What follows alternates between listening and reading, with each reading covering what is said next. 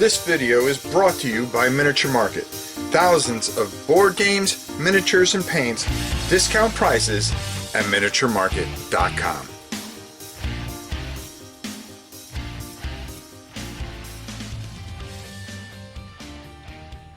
Hey everybody, it's your old pal Rob. Hope you are well.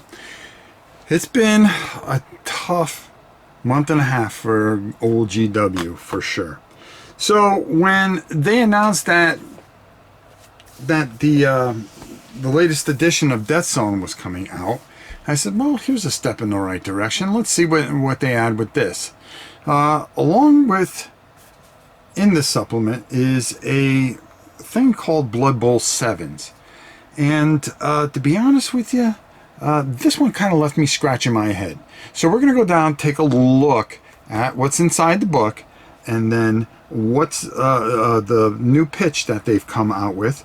And we're going to come up and talk about my mixed reactions to this and everything that is inside this Death Zone book. So without further ado, let's get down. We're just go through the book real quick. I'm not going to really hit too much here. I don't want to ruin it for you guys, but we will be talking about some key points here up top. Old world, you know, some more of the stories, the background. If you're a long-time player like myself, you pretty much know the old world and all the great things that go with it. Some of the new inducements that they have, you know, the coaching staff and like that. Okay, I can see it. You know, if you want to add that in, that's fine. Wizards, that's a long time old school thing. I don't mind the wizards being there. You're going to get a bunch of different wizards, shamans, bias referees, you know, let them play ball. Let them play ball. But sometimes, every once in a while, these things don't bother me as much, especially if you're just having a one-off game where it's kind of quirky and stuff like that. Different star players, mercenaries that you can have that'll come in, stunty superstars, brutal blockers. Again, the book is beautiful. Big guys, giants of the game, which this is kind of interesting on how that works as a giant size inducement. Sponsors, I like this a lot. I think this adds a lot to it. Stadiums, playing in different stadiums makes it a little interesting, gives a little different flavor instead of playing on the same pitch.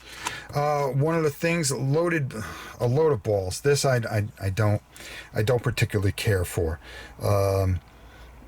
I just think, you know, you should play man on man, man on man, and this exploding ball, frozen ball, you know, having the ball mess up things. You know, you may be a team that's not that strong, you know, maybe orcs versus humans, you know how squishy humans are, and then on top of it you start adding one of these balls into the other side. Kind of gives you a little bit of an unfair advantage, which I'm not a big fan of. I think you should everything should be done by strategy to some degree. The weather tables I like. You know, if you're going to play in the spring, the winter, the autumn, subterranean, primordial, you know, all these different wastelands, mountainous. I think that comes into effect. Match events are interesting a bit, and how they can possibly come in. It changes up from the old cards, the star player cards.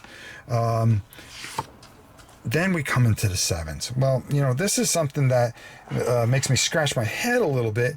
If you have Blitz Bowl and you're promoting Blitz Bowl, did they kill Blitz Bowl and just add sevens in here to kind of do something?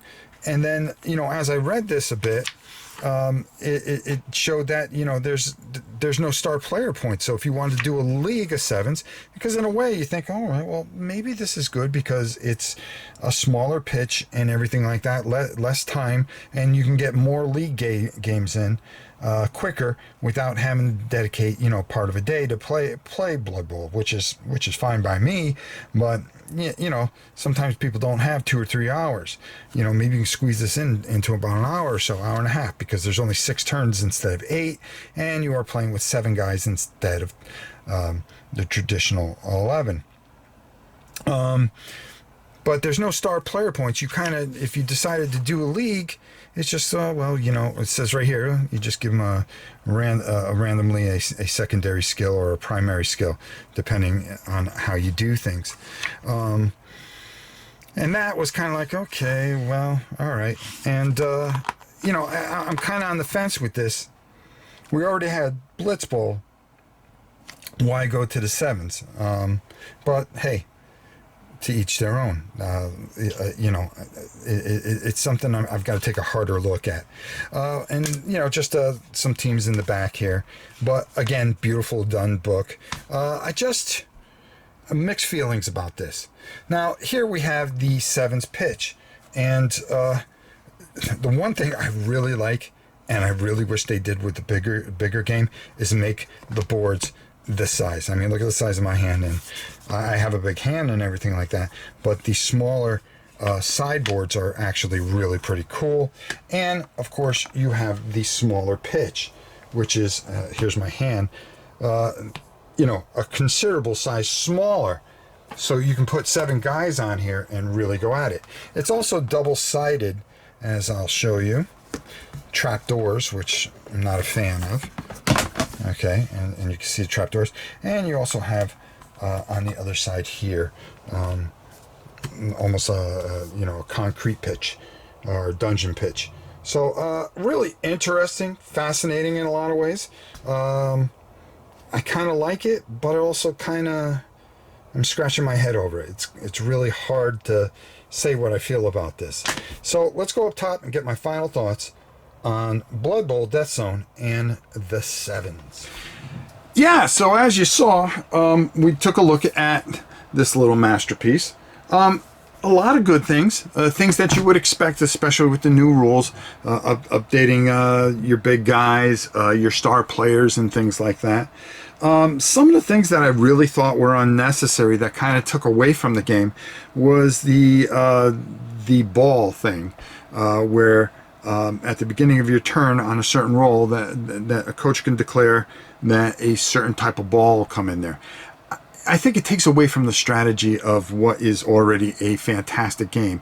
And when you start putting too many things of chance and things like that, it takes away from the strategy of what is probably considered one of the greatest sports games of all time. You don't have to play with it. That's fine. But they do add a lot of nuances that I don't think help the game, don't improve the game.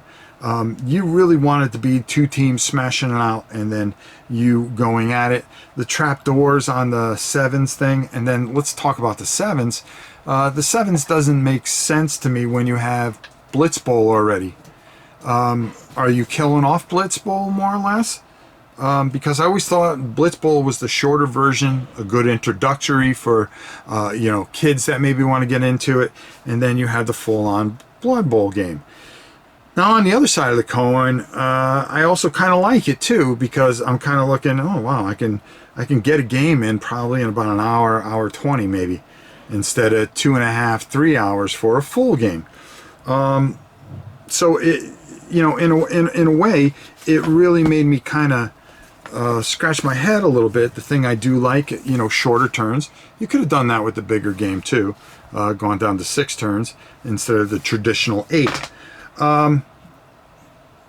But you know, the sevens thing kind of just, I don't know what to make of it yet, so I'm kind of on the fence. This has been a tough time for GW, and to start messing with one of their most historic games, I think you should just leave it alone in a way. And you know, I understood why Blitzball came out. You know, Barnes and Noble, you know, your retail places, to get people to take a look at this fantastic game that may not have seen it before, or to make a simpler version of it. The sevens, even when I started saying, okay, well, that'd be good, maybe do a league with 7. Well, there's no star player points. There's just enhancements, and you're going to randomly select a guy or select a guy at the end of each guy, and well, that guy's going to get something. And I don't know, I got to feel it out more, but my initial reaction is, okay, there's no need for this, even though I kind of like it. You know, I just don't know where I am on it.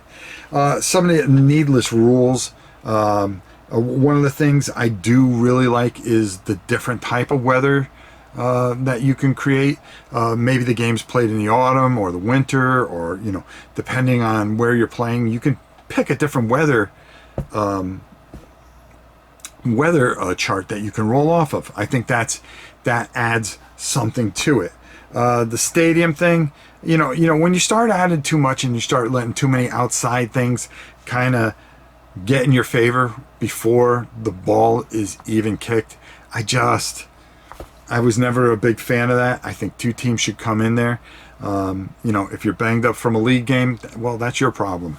Okay. But you know, you kind of want to don't OP one side before the game even starts. So, I feel that's what this version does a little bit. But you know, I'm going to play it a little more, feel it out a little more. Maybe I'll like it. Maybe I'll just stick to. I mean, there's nothing that tells you that you have to stick with this. So for me, this is kind of another from GW, which makes me kind of scratch my head. But I love them all the same, and you know, Blood Bowl's one of my favorite games. Stop messing with it too much. It's already a great game. You don't have to change everything. I understand that they changed regular football, American football, and, you know, made the rules so people can score more. But some things are just better left alone, I think, sometimes. If you want to come out with new models and a new version, fine, but leave the core alone. So, Death Zone and the Sevens. Very interesting. Something I'll be taking an even deeper look into. We'll do a couple live plays here, and we'll leave it up to you. I do like the smaller size, though. You know, makes it easier to film for sure. So until next time, it's your old pal Rob. We'll see you soon.